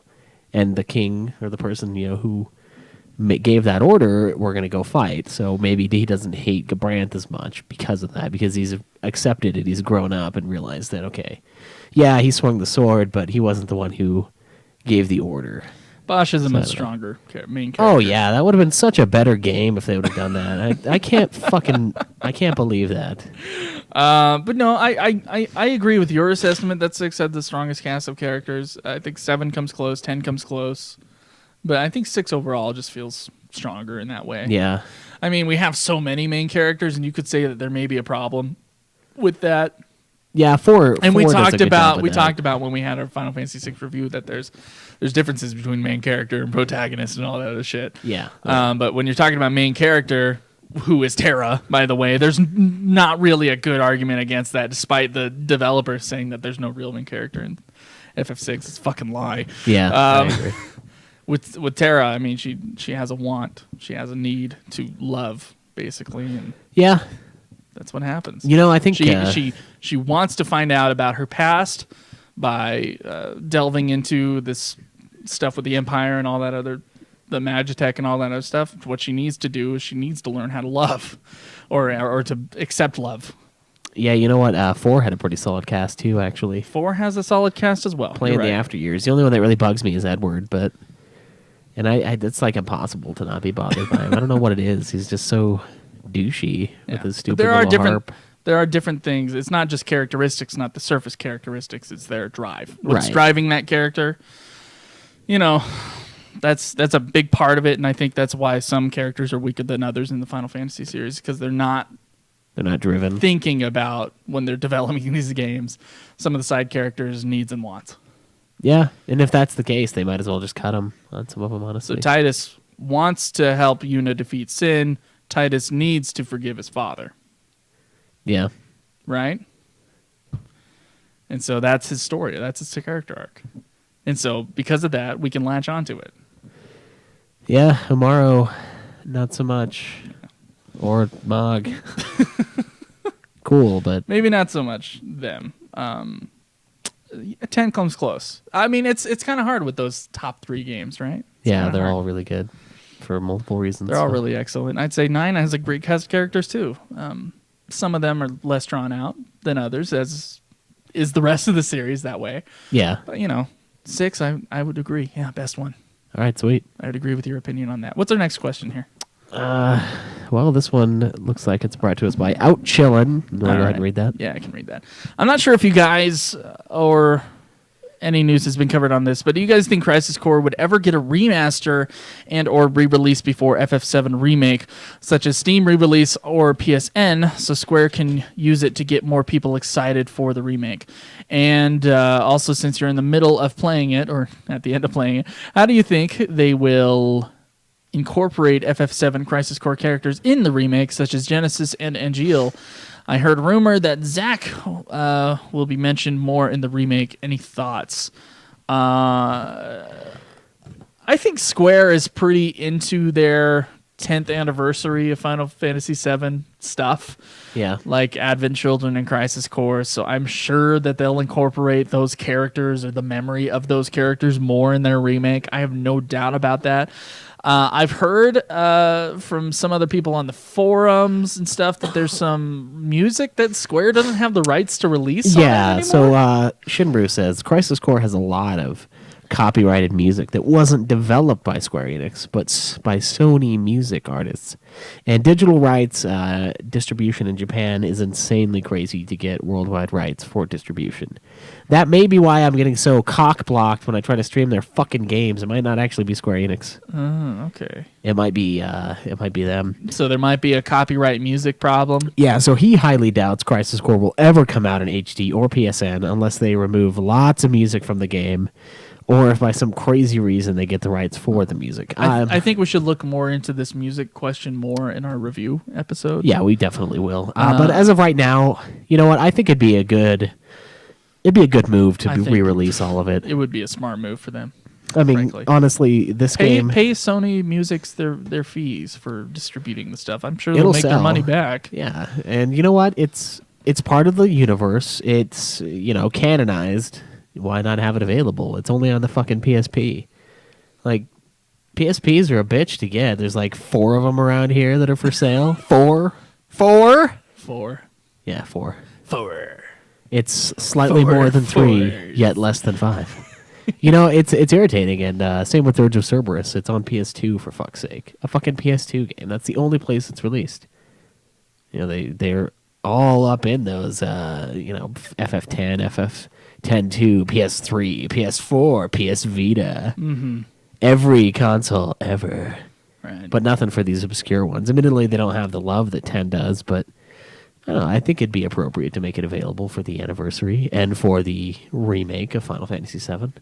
I don't know if they can. I'm not sure if they will, or at least I'm sure they will at some point in the future, just maybe not soon. I do think it would be a smart thing for Square Enix to do. Yeah. I don't think there's any question about that whatsoever.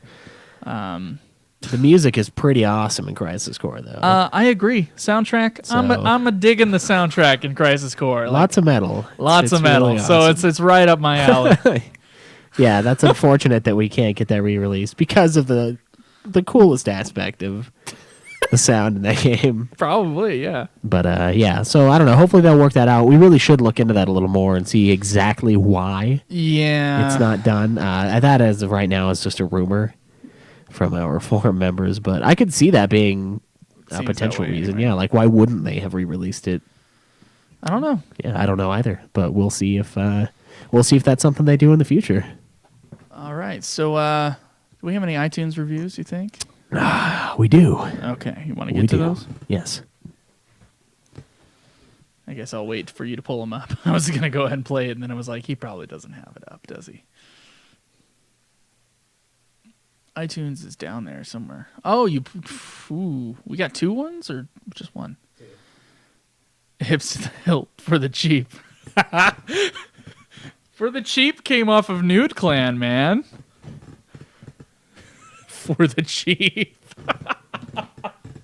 That may be my new favorite. I'll read the long one just because I know your eyesight isn't as good. In fact, I'll come up a little closer for it. Well, I mean, I can zoom in. Actually, that's about as much as I can zoom in. You're gonna have to pull out a little bit more.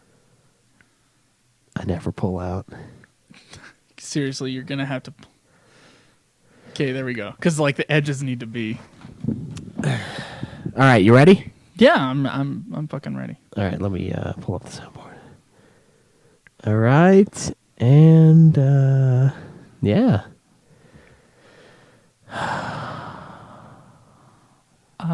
Go for it.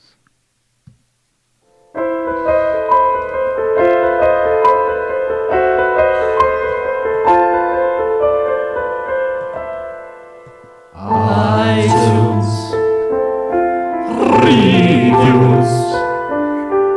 iTunes reviews. All right, so we got 2 new iTunes reviews from the US of A. Oh, yeah. Today. This first very, very lengthy one is from Minzara, who Chapter 1. we have definitely seen on the forums before. He says, a great show! 5 stars. Yeah. Minzara here from the forums. I told you I would give you a long, detailed review when I finally caught up, and I have. Here we go. I found UFF a couple months back when I was looking for something to listen to on my hour drive to my new job I recently obtained at a production company. Yes, me and Joe are in the same field, I believe. I have always been a huge FF fan, playing the game since I was 5 years old, and FF1, with FF1 up until now, playing every single one. So I found UFF, and I was initially hooked. These guys are funny. Oh, thanks. Smart. I don't know Thank about you. that. And all around, just great to listen to. I find myself disagreeing with them a lot on stuff, actually, but still am enjoying the show. To make this review a little easier to read on the show, I will just bullet point and explain the pros and cons of the show. Pros, it's still one giant paragraph. I'm Yeah, sorry, man. paraphrased. I appreciate it, but it didn't work with the iTunes thing. Pros, great hosts with a lot of chemistry with each other. I swear I laugh sometimes to tears. You both are extremely funny at times. You also can build some interesting conversations among yourselves. Overall, you guys work really well together. I guess the other guy that drops by every once in a while is pretty cool too. Extremely detailed He's all look right. at the FF series as a whole, reviewing every game in the series. Seriously, guys, holy crap. I've played through all the FF games over time, and some several times, FF7, 18 times, in fact. But doing all the FF constantly as you are is insane. Mad props. Thank you very much. This also gave me an interesting perspective on the earlier games because you didn't experience them as a kid like I did, and many others as well. It gave you a true look at the games. While I still think FF2 is by far the worst game, I respect your opinion on why it isn't because of how you viewed the game. I found myself very intrigued on how people with fresh eyes viewed something I experienced when I was 6 or 8. Nice side episodes that look at the history of the series, focus on key staff members of Square Enix, and delve into interesting fan theories, etc. Other nice segments like Spot the FF, which I don't think you have done mine yet, unless I missed it. Have we done his? I don't know. Okay. I don't think so. Maybe sometime in the future. We'll definitely look into it. News and iTunes reviews, etc. A really good interview episode with Limit Break Radio. I don't even listen to LBR, and I really liked those 2 episodes. Seriously, 2 more episodes like this. Constant episodes and amazing backlogs to get through. Cons. Dun, dun, dun. That's a big con Oh, section. shit. Oh, shit. All right. Our show is not perfect twice. Fuck. Shit. The cooking episodes. Oh, boy. For the love of God, please, please never do these again. Worst episodes by far. Too much FPS talk. Now, this may be a personal thing, and you can take it as it is. I despise FPS with every part of my being. It's so annoying when I find someone if I find someone likes gaming and all they do is first-person shooters. I was so happy to find people that just talked about something I loved, FF and JRPGs. However, when you started to delve into the FPS talk, which has happened several times now, I am sorry. My eyes glaze over, and I just get really mad for some reason. I really don't think it's fair of me to ask you to stop talking about it, but this is an FF podcast. So, pretty please? Lol. The FF11 review episodes and any FF11 conversations. It's hard to truly critique you guys on this one, but it's more of a personal con for me. Okay, all right. As long as it's not personal, as long as it's personal, right? Yeah, I want it Okay. to be personal. All right. I played FF11 release day, and it was a very different game and experience then. Because you guys didn't experience that, I believe your opinions on that were tainted because you couldn't experience it the way I was intended. Believe me, We know. We know. Well, there's nothing we can do about We're that. thankful though. they nerfed it. Honestly. I also disagreed with your opinions of the story, music, graphics, and gameplay. Basically everything. I enjoyed the episodes, but I just felt like I was being attacked all those episodes because I so strongly believed against everything bad you were all saying. This is yet another personal con. Some mistakes about certain characters and just not being correct at times. Wrong information, etc. Like confusing two old dudes. There you go, Joe. That's me. Yeah. Or calling Amaranth a thief. That's Schweiss. me, yeah. But it happens, so whatever. The last con is yet another personal one. Too much FF7 Remake and Advent Children hate. I don't have FF7 Remake hate. I have FF7 Remake cautious. Yeah. Very cautious. And you know what? I've flipped on that, so fuck that. Those episodes I'm excited for it. were also hard to watch. Okay. Maybe he's on our Twitch. Maybe. Maybe he's here. Okay, now. they were also hard to listen to, I assume, because I so strongly disagreed with you guys. In the end, my cons are mostly personal. Overall, I really enjoyed the show. I would 4-star it for some of the reasons above, but you guys have given me hours upon hours of entertainment, so I would be wrong. It would be wrong of me not to give you a 5-star. Keep up the good work. P.S. I felt a little surprised with your Patreon. P.S. I have also done podcasting in the past, but it failed. You guys have piqued my interest in doing it again sometime, maybe. Thank you very much, Manzara. That was an awesome review. Yeah, and Crisis Core... Or no, Advent Children is still a shitty movie, so enjoy. Hey, look, if you disagree, it's okay for you guys to disagree. Yeah, you don't have to disagree. You just have to acknowledge that you don't know what a good movie I mean, is. that's why we have the section. That's why we tell you the week before our reviews to go put your reviews on the thing so that we have a second opinion. Yeah, it's healthy. Yeah, and I think we're going to add a new segment to our reviews. We are, certainly. Yeah, but be excited. Please be excited, as Yoshi P would say. Yes. All right, so we have another one here from Hood FGDO. You know what? This is I swear to God they've already left us one. Hoodgupskity. Skull Haiti here. Love the show. Love you guys so much that you're going to do another review. And I love the attitude and atmosphere of the show. It's casual, yet dedicated. Sure, you guys make small mistakes, but it's very forgivable and almost fitting with the show. It's clear you guys put in a lot of work into this, and the audience notices. Not everybody. Not everybody. Thank you for getting me into podcasts in general and renewing my love for Final Fantasy. You guys are hard workers, funny, and entertaining. Keep it up, guys, and good luck to you in your future podcast empire and all your other goals. P.S. Might have to drop by FF Union's page and leave a 1-star review. Oh, hey now. No one messes with my favorite podcast, you fucks. First off, thank you, but don't do that. Yeah, don't do that. And you didn't read the fucking title of his review. Look at this. It says, The title of it, it was Hips to the Hilt for the Cheap, which is awesome. It's was To the Hilt on UFF or was that Super Sexy the show? I think it was both. One of them. I think he used To the Hilt on the Konzen, To on the both Hilt. of Konzen's works. I think To the Hilt might be the FF6 one? it might be UFF. I think it is too. I Yeah. think he used I think To it was the our Hilt first. I think it was our first Konzen. so often that it was probably in both. Yeah. So Hips and To the Hilt. Okay. For the Cheap is a nude clan saying now. It is, yeah, for the cheap. For the Cheap. All right. You know what? I want to do one more thing real quick. What? That new segment that I talked about, the post-game cleanup that I forgot to do for like 2 weeks. The post-game cleanup? Yeah, so when I beat these games, I, at the very least, am dedicated to going back and fighting certain bosses just to say that I was able to kill them. You going to go back to 9 and 8? No, I'm not. That's too far. That's too far from now. Well, yes, but no. The only thing I have left in 8 is Doom Train. That's the only thing I didn't do. You fought Odin? Yeah. Okay. Yeah, I got all Did of you those. fight the colorful orb in 9? No, I didn't fight the Uber boss in 9. There's an extra dungeon in 3. There's an extra dungeon in 4 After Years. Well, there's a bunch of them in After Years. But in 4...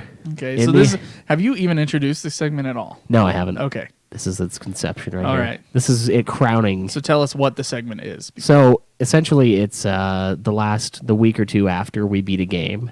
I'm going to try to go back and do some of the extra missions, extra content in the game. So I went back in after years, the week after we beat it, and reviewed at least part 1, and I power grinded, I leveled up quite a bit, and I was able to beat Shinru.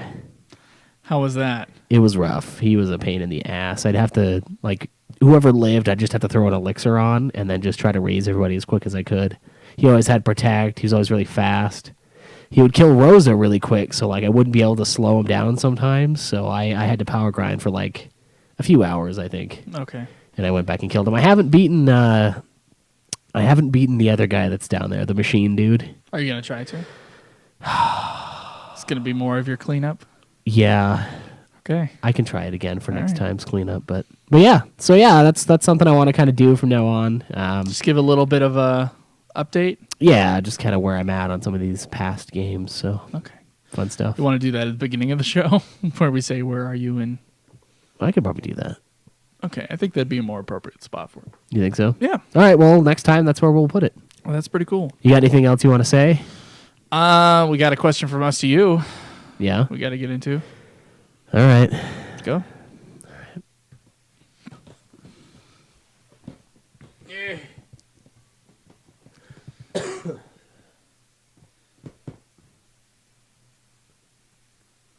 Yeah, you gonna make it to the website first? Oh yeah, we got to do last time's, huh? Yeah. Well, that's what I'm talking about. They're talking about this one's. What? You just clicked on Ultima Final Fantasy. Oh.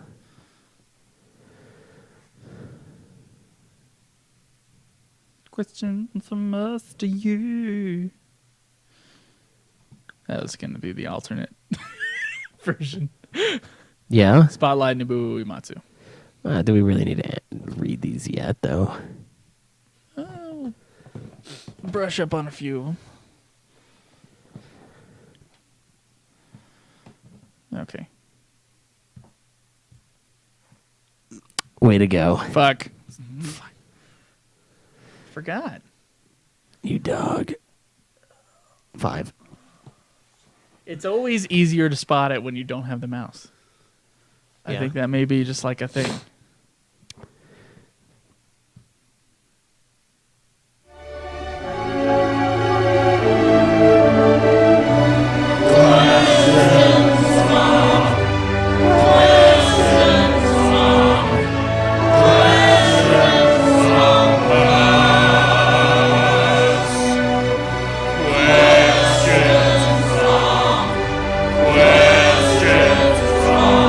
Fuck you.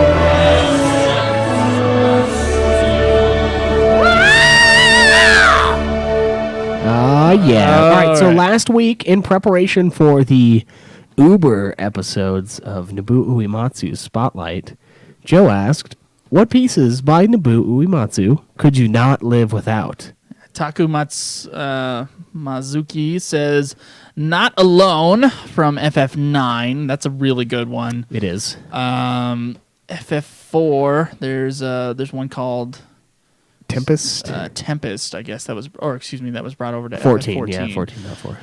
FF10, Someday the Dream Will End is another favorite. Stolas lists stuff from FF8, FF7, and FF9. And then Shinru says, this is a cruel question. As he said before when I tried to ask this just to the forum, it says probably all the FF6 and FF7 tracks. Oh, but he also says NFF13 and 13.2 battle tracks and area tracks. Now, Dun, dun, dun. those will not be included in the Nobuo Uematsu Spotlight, as Easy they now. are not Nobuo Easy Uematsu's now. pieces. Hey now. It's all right. It's all right. I mean, we'll learn. We'll learn. Maybe we'll do a spotlight on the guy who did that music. What's his name, Joe? I forgot it from last time. Yeah. And So did from I. the 13 episode. So did I. But I definitely won't forget it after I do a spotlight on him. That's for damn sure. Probably not, yeah. Yeah. Chocobo Cheek says the ending theme to 10. To Yeah. Xanarkand, Cosmo Canyon, Terra's theme, A Place to Call Home, all amazing. I completely agree. Gabranth says his top 3. FF4's Battle with the Four Fiends, which is pretty cool. FF6 is Searching for Friends, which I'm not sure which one that one is. And the end, FF7 opening the bombing mission theme. Yeah. That one's sweet. That's good. Yeah, so Lots of submissions here. Lots That's of great. submissions for that, and we'll definitely be glad. I think we'll delve into that shit when we're doing our Nobuo Uematsu episode. So I appreciate you guys having that for me to pull from. Keep submitting stuff Later though. on. I mean, if you have more, just edit Please your response. God, like you throw don't have another to one say up. everything from this. Like literally, just like list a bunch of tracks that you love, because I will listen to every single one of them and be like, oh yeah, I remember this, and Yeah. I think this is important to put in here. Yeah, we'll go through everyone that you guys submit and we'll find remixes for them and then put them up of course. on our Nobuo Uematsu, probably a 2-part episode. Yeah. I think. And like full, there won't be any questions with that episode or any other segments. It'll just be us reviewing his that music. spotlight. Yeah. All right, so as for this week's question from us to you, what are you guys' thoughts on Crisis Core? Did you like it? Did you hate it? Yeah. Just give us your give small us your reviews review. on Crisis Core, as well as, so I'm going to have a thread for that, and I'm going to have another thread up for questions as far as like Crisis Core goes. So like if you have any questions to ask us, things that we need to touch upon during our Crisis Core reviews, put those down in that thread that I put up for questions for Crisis Core. Okay? Yeah, and if you guys have any comments on story changes from the original FF7, let us know how you feel about those as well. Do you like the Crisis Core version of events, or do you like the original? I mean, what do you feel? Mm-hmm. All right, so I think that's going to be it for today's episode, Twice. I think so, too. You can go to youtube.com/Ultima Final Fantasy, facebook.com/Ultima Final Fantasy. You can go support us on Patreon, $1 a month gives you the episode as soon as we're done mixing them. You can go to twitch.tv/Ultima Final Fantasy. You can tweet me at Joseph DeGollier. Me at UFF Podcast. You can do everything else on our forums at ultimafinalfantasy.com. And you can also leave us a question and or intro by dialing 385-204-3921. That's 385-204-3921. We will see you guys next week. Enjoy the grind.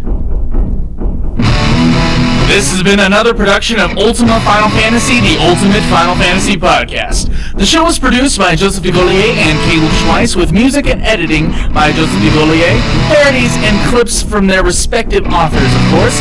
You can get all of our episodes as well as our Let's Plays at ultimafinalfantasy.com. You can also contact us on Twitter at UFF Podcast, as well as our contact page on our website. Be sure to subscribe and review our podcast. Your reviews may get read on the show, and look forward to the next episode of Ultima Final Fantasy, the Ultimate Final Fantasy Podcast.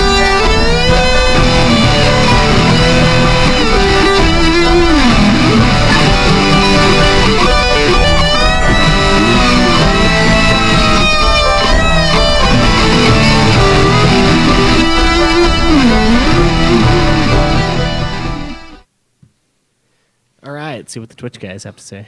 Isa Twitch. Those who remain, that is. Metacritic just skews results because of sellout IGN. Lol. Let's see. You guys should log on to 14 for a sec. Check out the house we bought. You guys need to buy your private rooms before they all taken. 3,000 gil. 300,000. You guys have the gil. Lol. I'm not paying right now, so I can't log in. Yeah, I think the free deal is over too. 120 hours. Joe, it's never about length, buddy. Oh, thanks. That makes me feel better. Should. FF10, 19 hours. Jesus Christ. So you were wrong about the 20, whatever you said it was at. I'm at 46 days in some. And some change. And so he has almost half your time of all the Final Fantasies in Final Fantasy 14. Well, more than half your time. No, I only have 50 days, 12 hours total. Oh, that's days. Shit. Yeah. So 46 days. So Gabranth has played Final Fantasy 14 for almost as long as I've played Final Fantasy the last 2 years. So 4 more days. You're almost there, Gabranth. And wow, Jesus Christ. Power through. It's fourth quarter. Wanted a poster like the ones with Mandragores and 12s. Go buy a house in FF7, Joe. Yeah, you could do that. Really? Yeah. Where? Casa de la Sol. Really? Why the fuck didn't I do that? I don't know. I didn't know that. I literally did not know that. This is me finding out you can buy a house in a Final Fantasy game. Nice. Jesus fucking Christ. Valkyria Chronicles has never been cheap. Well, is it over yet? Come on, man. Yes, for some gay Easter shit. Probably FF14. Fucking Gabranth has... Gabranth has more of a want than Pinello? Yes. Yeah, he totally correct. does, no doubt. Greatest NPC of all time? Says, well, maybe tied with Sephiroth. Gabranth versus Beatrix. It's on. That would be sweet. That's pretty sweet. Okay, guys. Well, I think that's going to be it for this episode. We will see you guys later. Yes, enjoy.